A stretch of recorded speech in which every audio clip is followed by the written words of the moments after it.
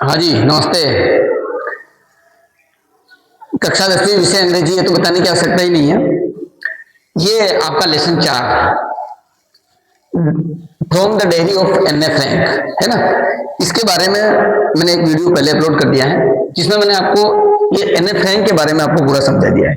यानी ये before you read, ये पाठ पढ़ने से पहले इस एन ए फ्रैंक के बारे में मैंने आपको सब बता दिया है कि ये कहाँ रहते हैं, वहाँ कौन सा वार चल रहा था, है ना, और एन ए फ्रैंक नीदरलैंड में क्यों गए। ये सारी पूरी की जो बैकवर्ड इसकी कहानी है इसके पीछे की, वो सारी मैंने आपको बताई थी। ठीक है, ये इसके पहले वाली वीडियो मैंने अपलोड कर दिया है। एक्चुअल में आपका पार्ट जो है वो यहाँ से शुरू हो रहा है। कहाँ से? यहाँ से, इस जगह से, राइटिंग इन ए डायरी। ठीक है, यहाँ से थोड़ा सा इसको मैं जूम कर देता हूँ, अपन यहीं से इसकी शुरुआत करेंगे, ये यहाँ से। ठीक है, अब आपको थोड़ा प्रॉपर दिखने लग जाएगा। ठीक है, देखिए, writing in a diary is a really strange experience. Writing मतलब लिखना, डायरी स्ट्रेंज का मतलब होता है अजीब, है ना, और एक्सपीरियंस मतलब अनुभव। डायरी में लिखना वास्तव में एक बहुत ही अजीब अनुभव होता है। Some like me, someone like me, खास तौर से मेरे जैसों के लिए। मेरे जैसों के लिए का मतलब वो एन ए फ्रैंक के जैसों के लिए, मेरे लिए नहीं, क्योंकि मेरे लिए तो लिखना बहुत सामान्य बात है, क्योंकि मैं तो हमेशा लिखता हूँ, रोज लिखता हूँ, है ना। तो मेरे जैसे के लिए नहीं, उस लड़की के लिए। वो 13 साल की है, 13 साल के समय उसको डायरी मिली थी। ठीक है, और उस समय लिख रही हो, 13 साल की बच्ची है। ठीक है, तो आप लोग भी शायद 15 साल के हो गए, 10वीं क्लास के तो 15 साल के आसपास होते हैं, 15-16 के। तो आपसे भी छोटी बच्ची ने डायरी लिखना शुरू कर दी, अपने जीवन की बातें लिख रही है। वो, उसे नहीं पता कि ये बाद में क्या होगा, उसने नहीं सोचा। ठीक है, तो वो कह रही है कि मेरे लिए लिखना जो है थोड़ी सी अजीब बात है। ठीक है, not only because I have never written anything before. इसलिए नहीं कि मैंने इससे पहले कभी लिखा नहीं है। वो ये कह रही है कि इसलिए नहीं, लिखना अजीब बात मेरे इसलिए नहीं है कि मैंने कभी लिखा नहीं, बट ऑल्सो बिकॉज, बट इसलिए क्योंकि it seem to me that later on neither I nor anyone else will be interested in the musings of a 13-year-old school girl। वो कह रही है कि लिखना मेरे लिए अजीब एक्सपीरियंस है, इसलिए नहीं है कि इससे पहले मैंने कभी लिखा नहीं है, बल्कि इसलिए है कि न तो मैं, ये देखो, नाइदर नोर दोनों है। नाइदर का मतलब होता है न तो, और नोर का मतलब होता है न ही। तो कह रही है कि क्योंकि अनुभव मेरे लिए ये अजीब इसलिए है, इसलिए नहीं कि मैंने कभी लिखा नहीं, बल्कि इसलिए है कि न तो इसको मैं और न ही कोई और व्यक्ति इसमें इंटरेस्टेड होगा। किसमें? मेरी डायरी को कोई पढ़ेगा नहीं, और किसी को इंटरेस्ट भी नहीं आएगा। मेरी डायरी कौन पढ़ेगा कोई, है ना। इसलिए मेरे लिए अजीब बात है कि इसको कोई पढ़ेगा तो है नहीं, बैठे बैठे टाइम पास के लिए लिख रही हूं मैं, ऐसा है, ऐसा हो कहना चाह रही। ठीक है, और वो भी खास तौर से 13 साल की लड़की की डायरी कौन पढ़ेगा? 13 साल की स्कूल गर्ल है, उसकी डायरी को कोई नहीं पढ़ेगा, बस इसलिए मैं तो शौक से लिख रही हूँ, ऐसा कह रही।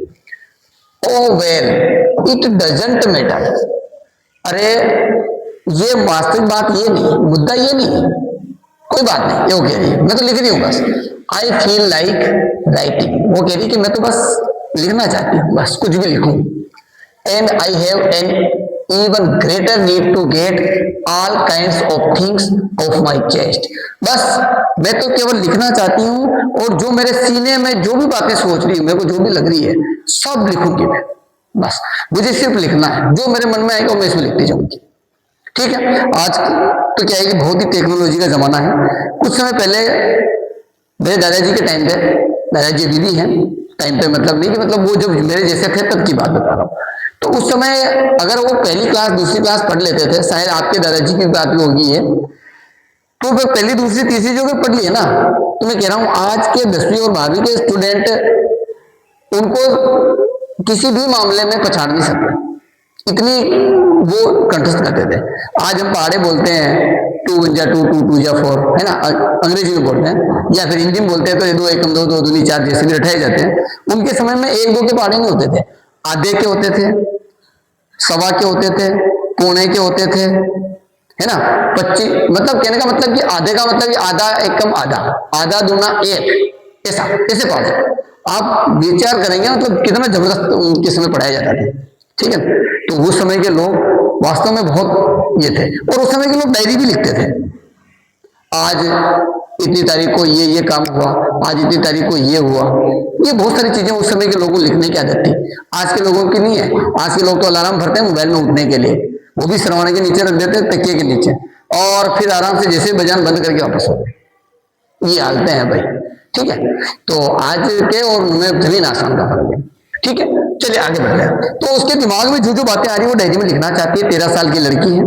ठीक है, ये कह रही है paper has more patience than pupil. ये थॉट है, पेपर हैज मोर पेटियंस। पेटियंस का मतलब होता है देर। क्या होता है भाई?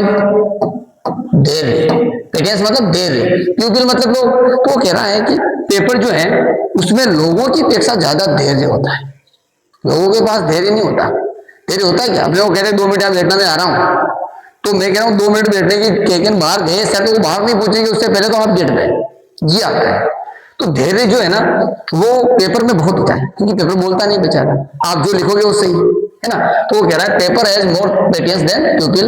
आई thought of this saying on one of those days when I was feeling a little depressed and was sitting at home with my chin in my hands, bored and listless, wondering whether to stay in or go out। बहुत बड़ा sentence हो गया है, समझाता हूं क्या कह रहा है। ये कह रहा है कि आई थॉट, मैं सोच रही थी, ऑफ दिस डे, मुझे कहने की जरूरत ही नहीं है किसी को भी, one of those day when I was feeling a little depressed, जब मैं बहुत थोड़ी बहुत दबाव में होती हूँ, डिस्प्रेस्ड होती हूँ, तनाव में होती हूँ, है ना। तब क्या करती है भाई? वाज सिटिंग एट होम, और घर पे बैठी रहती हूँ, माई चिन इन माई हैंड्स, मेरे हाथों को ऐसे ऐसे पकड़ के, है ना। चिन मतलब ये गाल, तो ऐसे पकड़ के बैठी रहती हूँ, बोर्ड एंड लिस्टलेस, और बिल्कुल बोर, बहुत ज्यादा बोर हो जाती है। वॉन्डरिंग वेदर, और वॉन्डरिंग मतलब घूमना, वॉन्डरिंग का मतलब क्या होता है भाई? घूमना। विथ, देखो ये लिखो, लिस्टलेस का मतलब ये होता है विथ नो एनर्जी और इंटरेस्ट, न तो ताकत है और न ही किसी काम में मन है ना, तो उसको कहते हैं लिस्टलेस। तो बोर है, लिस्टलेस है, wondering with whether to stay in or go out, तो वो इधर उधर घूमती रहती है, न तो बाहर जाती है न अंदर जाती है, बस यहाँ गई वहां गई, बस कोई काम नहीं है, बस ऐसे उधर उधर घूमती रहती है, ज्यादा बोर हो जाती है। तब वो क्या करती है भाई? उसका उपयोग करती है। ठीक है, किसका? डायरी का, लिखने का। I finally stayed where I was brooding, yes paper does hope for patience. वो कह रही है कि जब मैंने लिखना स्टार्ट किया तो मुझे लगा वास्तव में कि पेपर जो है वास्तव में इंसान से ज्यादा धैर्य रखता है। ठीक है, and since I am not planning to let anyone else read this steep baked notebook grandly referred to as a diary unless I should ever find a real friend। वो कह रही है कि मैं ये भी जानती हूँ कि मेरी डायरी को वैसे भी कोई नहीं पढ़ेगा, तो मैंने ज्यादा यूं इसको सीरियस होकर नहीं लिखा, है ना। कोई पढ़ेगा तो है नहीं, एक अपन कॉपी में लिखते हैं, एक अपन रफ कॉपी में लिखते हैं। रफ कॉपी और फेयर कॉपी में अंतर होता है, तो फेयर कॉपी में लिखते हैं थोड़ा जमाने की कोशिश करते हैं, है ना। तो वही बात यहाँ लागू होती है कि उसने जो लिखा तो उसने ऐसा नहीं लिखा कि भाई लिए मेरी डायरी कोई पढ़ेगा कि नहीं, उसके मन में जो बातें लिखती गई बस, है ना, ऐसा वो लिख रही थी। और वो ये भी कह रही है कि मेरा वास्तव में कोई रियल फ्रेंड नहीं है। लिखने का कारण क्या भाई? कि उसका कोई फ्रेंड नहीं है। It probably won't make bit A difference, इसीलिए मेरे लिखने की इच्छा हुई। कोई फ्रेंड नहीं है बातचीत करने के लिए, तो मैंने डायरी में लिखना शुरू कर दिया, मन की बातें डायरी में लिखती हूँ। ठीक है, फिर कह रहा है now I am back to the point, मैं अपने मुद्दे पे आती हूँ। वो कह रही है मैं सही बात आपको बताती हूँ कि prompt me a keep a diary in the first place. मुझे जो पहली बार डायरी मिली, I don't have a friend, जब मुझे डायरी मिली उस समय मेरा कोई दोस्त नहीं था। 13 साल की उम्र में पिताजी ने डायरी दी थी उनको बर्थडे पे। ठीक है, ये ध्यान रखना। तो उस समय उसका कोई दोस्त नहीं था, इसलिए उसने लिखना शुरू किया। Let me put me more clearly, मैं आपको थोड़ा और आसानी भाषा में समझा देती हूँ। Since no one will believe that a 13-year-old girl is a completely alone in the world, मैं आपको और इतना अच्छा से समझा देती हूँ कि 13 साल की लड़की पूरी अकेली कैसे हो सकती है?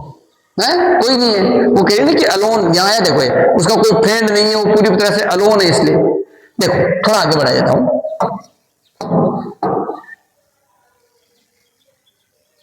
हाँ, ये यहां तक आई बात।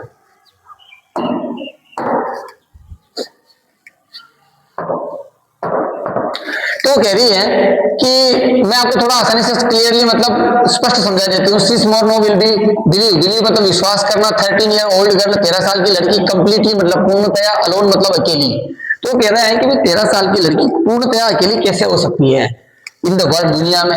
एंड आई एम नॉट, और मैं वास्तव में हूं भी नहीं। कोई भी 13 साल की लड़की अकेली कैसे हो सकती है, और मैं वास्तव में अकेली हूं भी नहीं, वो यूं कह रही है। ठीक है। आई हैव लविंग पेरेंट्स, मेरे पास प्यारे माता पिता। एंड 16 ईयर ओल्ड सिस्टर, 13 साल में 13 क्यों, वो 16 साल की मेरी सिस्टर भी है मेरे साथ। And there one about 30 peoples, मेरे पास आसपास 30 लोग रहते हैं। कितने? 30। आई कैन कॉल फ्रेंड्स, मैं उन्हें दोस्त बुलाती हूँ। आई हैव ए फैमिली, हम एक परिवार की तरह रहते हैं। Living aunts and a good home, मेरे साथ मेरी दादी, चाची, नानी, काकी जो भी है सब रहते हैं, एक घर की तरह रहते हैं। No no, the surface I seem to be have everything expect one of true friends, सब कुछ है मेरे पास, लेकिन उस जगह पे मेरे लिए एक सच्चा मित्र नहीं है ना। सच्चा मित्र वो होता है जिसे हम हर मन की नहीं, अपने मन की हर बात बता सकते हैं, है ना। अपने मन की हर बात अगर हम उसको बता रहे हैं तो वो अपना सच्चा मित्र है। लेकिन ध्यान रहे कि अगर वही बात जो आपने उसको बताई किसी को नहीं बताई, वो आपने किसी तीसरे से सुन ली, तो समझ लीजिए कि वो मित्र जो आपका है वो सच्चा नहीं है ना। ये बात आप थोड़ा चेक कर लीजिएगा। ठीक है। फ्रेंड्स होना, फ्रेंड्स का मतलब ये नहीं है जब आप मुसीबत में हो और वो काम आ गए तो वो आपका फ्रेंड्स, और यदि आपके पास मोटरसाइकिल है, उसके पास साइकिल है, वो आपके साथ बैठ गया तो वो फ्रेंड्स नहीं है। ठीक है, ये ध्यान रखना। लेकिन जिस दिन आपके पास साइकिल और उसके पास मोटरसाइकिल, वो कहे कि भी अपनी मोटरसाइकिल बैठे जाओ। देखो मोटरसाइकिल, बाइक, ये सारी चीजें जो है ना, ये वास्तव में केवल मित्रता के लिए जरूरी नहीं है। पैदल भी मित्रता रहती है कृष्ण सुदामा की तरह, लेकिन उसकी परख होना बहुत जरूरी है। ठीक है। हाँ चलिए, ये आप मेरे से बेहतर जानते होंगे। ऑल आई थिंक, मैं सोचती हूँ, about when I am with friends, मैं जब दोस्तों के साथ, is having a good time, मैं ये भी जानती हूँ, ये सोचती हूँ कि जब दोस्तों के साथ अच्छा समय बिताया जाता है, I can't bring myself to talk about any things but ordinary everyday things. वो कह रही है कि दोस्तों के साथ बात बिताने, उसको तो पता ही नहीं, उसके तो कोई फ्रेंड नहीं है, रियल फ्रेंड नहीं है, तो वो कह रही है कि दोस्तों के साथ बात बिताने जब बिताते हैं तो अच्छा टाइम होता है ना।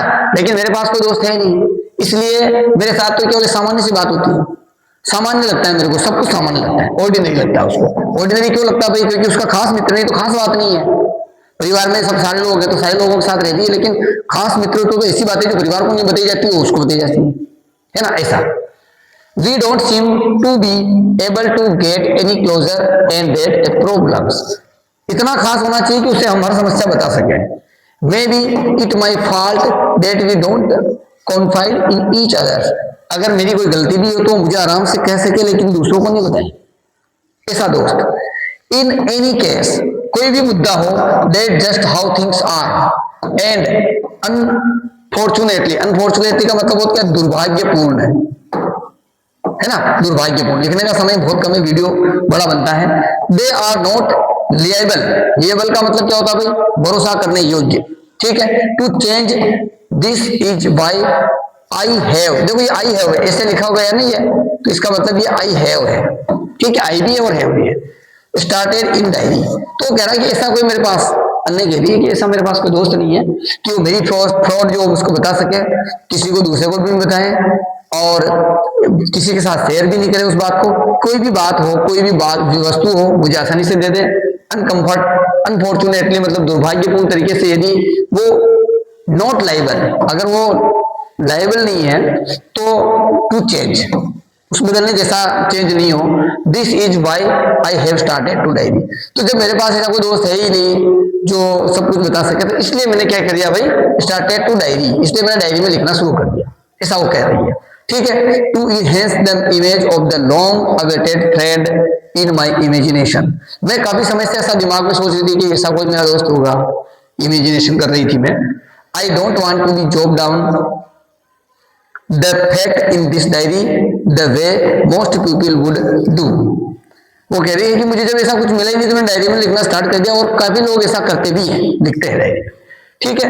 But I want to diary to be my friends, पर मैंने इस डायरी को ही मेरा दोस्त मान लिया, ठीक है, ऐसा वो कह रही है।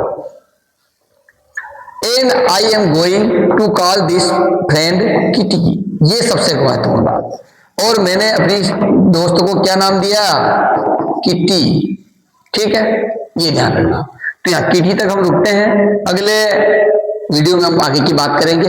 ये आपका चैप्टर 4 का दूसरा वीडियो, ठीक है, पार्ट सेकंड है, ठीक है। 3 या 4 पार्ट बनेंगे इसके, चैप्टर बड़ा है, उसके बाद इसकी कोई आगे से आगे हम बढ़ रहे हैं। बहुत जल्दी मैं चाहता हूँ 9वीं 10वीं 11वीं 12वीं आपके मिलने वाले यदि कोई भी बच्चे हों, आपके यार मित्र दोस्त हों, तो मैं सभी के लिए ये वीडियो पूरे कर दूंगा। कक्षा 9वीं 10वीं 11वीं 12वीं चारों के सभी सब्जेक्ट नहीं, सॉरी, अंग्रेजी में 2 बुकें हैं। कोशिश करूंगा कि मैं पहले वाली बुक पूरी करूंगा और 10वीं 12वीं की सप्लीमेंट्री बुक भी पूरी करूंगा, ठीक है।